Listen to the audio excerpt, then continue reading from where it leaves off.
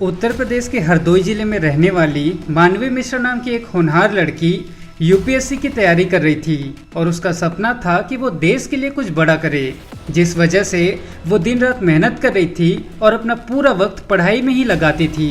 लेकिन इसी दौरान एक खबर आती है जिसने सबको हैरान कर दिया। बताया जाता है कि मानवी की लाश उसके ही घर से बरामद की गई है।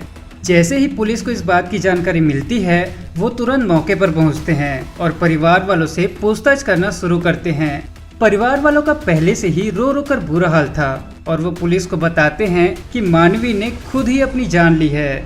मौका वारदात की जांच के दौरान पुलिस उस घर से एक इल्लीगल गन बरामद करती है और कथित तौर पर उसी गन से मानवी ने खुद को गोली मारी थी। पुलिस आसपास के लोगों से भी बातचीत करती है जिससे इस पूरे घटनाक्रम की पुष्टि की जा सके। और जब परिवार वाले भी बार बार यही कह रहे थे कि ये खुदकुशी है, तो पुलिस को भी यही लगने लगता है कि शायद पढ़ाई का प्रेशर इतना ज्यादा था जिसकी वजह से उसने एक कदम उठा लिया।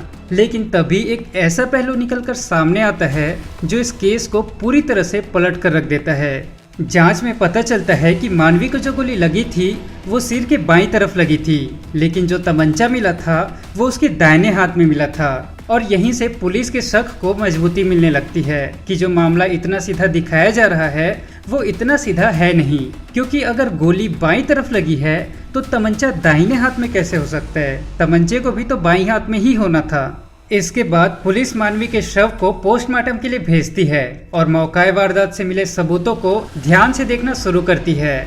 और यहीं से पुलिस को ये समझ आने लगता है कि घर वाले शायद कुछ छुपाने की कोशिश कर रहे हैं, लेकिन घर वालों ने अपनी झूठ को ढकने में इतनी जल्दबाजी की थी कि उन्होंने इस पर ज्यादा सोच विचार ही नहीं किया। दरअसल घर वाले ये साबित करना चाहते थे कि मानवी ने खुद अपनी जान ली है और इसमें किसी बाहरी व्यक्ति या परिवार का कोई सदस्य शामिल नहीं है। यानी वो ये जताना चाहते थे कि ये पूरी तरह से आत्महत्या है।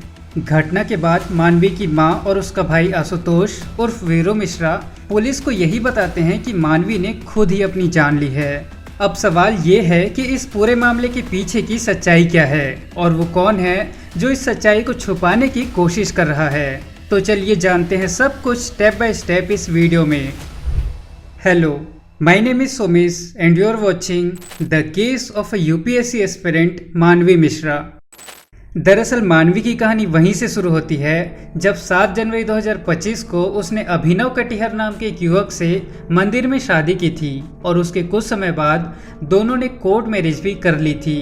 इस शादी के बाद से मानवी के घर वाले उसे जान से मारने की धमकी देने लगे थे, जिससे तंग आकर दोनों ने लखनऊ हाई कोर्ट का दरवाजा खटखटाया और फिर 20 जनवरी 2025 को कोर्ट ने उन दोनों को सुरक्षा देने का आदेश दिया था। लेकिन इसके कुछ ही दिन बाद 22 जनवरी को मानवी के घर वालों ने अचानक कहा कि उनके घर में मंझले बेटे की शादी है और फिर उसकी शादी के बाद वो लोग मानवी और उसके पति अभिनव की शादी हिंदू रीति रिवाजों के साथ दोबारा करवाना चाहते हैं, जैसा परंपरागत तरीके से शादियां होती है। ये सब सुनकर अभिनव को लगा कि शायद अब परिवार वाले रिश्ते को स्वीकार करने लगे हैं, इसीलिए उसने मानवी को अपने पास से उसके मायके भेज दिया ताकि वो कुछ दिन अपने घर वालों के साथ रह सके। हालांकि दोनों के बीच रोजाना बातचीत होती थी, वीडियो कॉल्स भी होते थे। लेकिन फिर एक दिन 31 अगस्त की सुबह अचानक मानवी का फोन बंद आता है और जब अभिनव ने उसके घर वालों को कॉल करने की कोशिश की तो किसी ने उसका फोन नहीं उठाया, जिससे उसे शक होने लगा कि कुछ तो गड़बड़ जरूर है। और फिर थोड़ी ही देर में पुलिस से उसे जो खबर मिली वो उसके पैरों तले जमीन खिसका देती है। उसे बताया जाता है कि मानवी का शव उसके ही घर से बरामद किया गया है और उसके सिर पर गोली लगी है। इसके बाद पुलिस ने पूरे मामले की गंभीरता से जांच करनी शुरू की और जब शव को पोस्टमार्टम के लिए भेजा गया तो वहां से एक ऐसी सच्चाई सामने आई जिसने इस पूरे केस की परतें खोलकर रख दी। दरअसल ये मामला ऑनर किलिंग का निकला। पुलिस की जांच के अनुसार मानवी मिश्रा ने अभिनव कटिहार से इंटरकास्ट लव मैरिज किया था और यही बात उसके परिवार वालों, खासकर उसके दिव्यांग भाई वीरू मिश्रा को बर्दाश्त नहीं थी और वो अक्सर उसे मारने की धमकियां देता था। घर में अक्सर झगड़े होते रहते थे और एक दिन बात जब हद से आगे बढ़ गई तो वीरू मिश्रा ने गुस्से में आकर मानवी के सिर में गोली मार दी, जिससे मौके पर ही उसकी मौत हो गई। इसके बाद उसने अपनी मां के साथ मिलकर इस पूरे हादसे को आत्महत्या का रूप देने की कोशिश की। उन्होंने उस अवैध तमंचे को मानवी के दाहिने हाथ में रख दिया ताकि ऐसा लगे कि गोली उसने खुद मारी है, लेकिन असल में गोली उसके सिर के बाईं तरफ लगी थी, जिससे पूरा शक गहराता चला गया।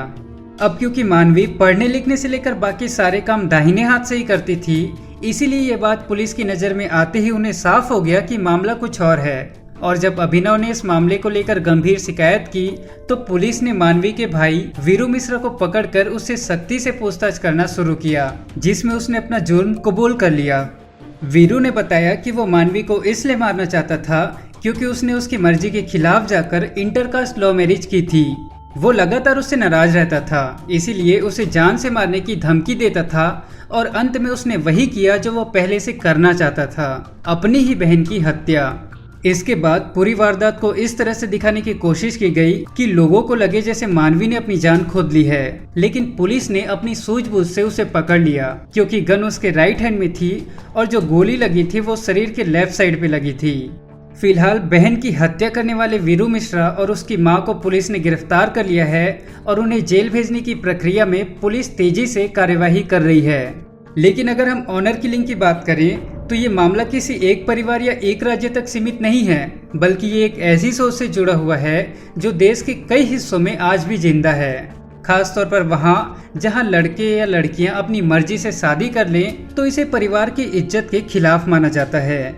भारत में आज भी कुछ ऐसे राज्य और गांव हैं जहां लव मैरिज को आज भी स्वीकार नहीं किया जाता और इसी वजह से ऑनर किलिंग जैसे अपराध आज भी सामने आते रहते हैं। ऑनर किलिंग का ये सिलसिला कहीं से भी कम होता हुआ तो नहीं दिख रहा है। और अगर बात करें कुछ ठोस आंकड़ों की तो उत्तर प्रदेश को कई सालों से भारत के ऑनर किलिंग का हॉटस्पॉट माना जाता है। एनसीआरबी के आंकड़ों के अनुसार 2014 से 2015 के बीच इस तरह के मामलों में काफी इजाफा देखा गया था। वो ऐसा समय था जब हर महीने कहीं न कहीं से ऑनर किलिंग के मामले सामने आ रहे थे। हालांकि अभी के सरकारी आंकड़े ये दिखाते हैं कि ऐसे केसेस में काफी ज्यादा गिरावट आई है, लेकिन रिपोर्ट्स के मुताबिक सामाजिक संगठन और स्वतंत्र रिपोर्ट्स का ये कहना है कि ऐसे अपराधों की घटनाएं आज भी काफी ज्यादा है, खासकर गांव देहात और छोटे कस्बों में जहां परिवार की इज्जत के नाम पर बच्चों की जान ले लेना एक आम सोच बन चुकी है। पश्चिमी उत्तर प्रदेश की बात करें तो रिपोर्ट्स के अनुसार आज भी वहां 30% मामले ऑनर किलिंग के ही होते हैं, यानी हर तीसरा मामला एक ऐसे परिवार का होता है जो अपने बेटे या बेटियों को सिर्फ इसलिए मार देते हैं क्योंकि उन्होंने अपना जीवन साथी खुद चुन लिया है। इस लिस्ट में अब हरदोई का ये मामला भी जुड़ गया है, जहां यूपीएससी की तैयारी कर रही एक होनहार लड़की की जान उसके ही भाई ने सिर्फ इसलिए ले ली क्योंकि उसने अपने परिवार की मर्जी के खिलाफ जाकर शादी कर ली थी। उसके भाई ने उसे सिर में गोली मार दी और फिर उसकी मौत को आत्महत्या दिखाने की कोशिश की, लेकिन पुलिस की जांच, पोस्टमार्टम रिपोर्ट और परिवार वालों की गलती ने मिलकर इस पूरी साजिश से पर्दा हटा दिया। अभिनव कुमार पुत्र विनोद कुमार के द्वारा थाना पाली पर तहरीर दी गई कि उनकी पत्नी को उनके परिवारजनों के द्वारा गोली मारकर हत्या कर दी गई। उनके परिवारजन उनकी शादी के खिलाफ थे। उक्त तहरीर के आधार पर थाना पाली पर मुकदमा अपराध संख्या 391/25 को सुसंगत धाराओं के अधीन दर्ज किया गया। अगर पोस्टमार्टम रिपोर्ट में सच्चाई सामने न आती या अगर परिवार वालों से चूक न होती तो शायद ये मामला भी एक और सुसाइड केस बनाकर बंद कर दिया जाता। लेकिन कहते हैं ना, अपराध चाहे जितना भी सोच समझकर किया जाए, एक न एक दिन तो पकड़ा ही जाता है। फिलहाल आज का केस यहीं समाप्त होता है। इस केस को लेकर आपके क्या विचार हैं कमेंट्स में जरूर बताएं और ऐसे ही इंटरेस्टिंग क्राइम केसेस देखने के लिए हमारे चैनल को सब्सक्राइब करें। हम फिर मिलेंगे एक नए केस के साथ, तब तक के लिए नमस्कार और ध्यान रखिए।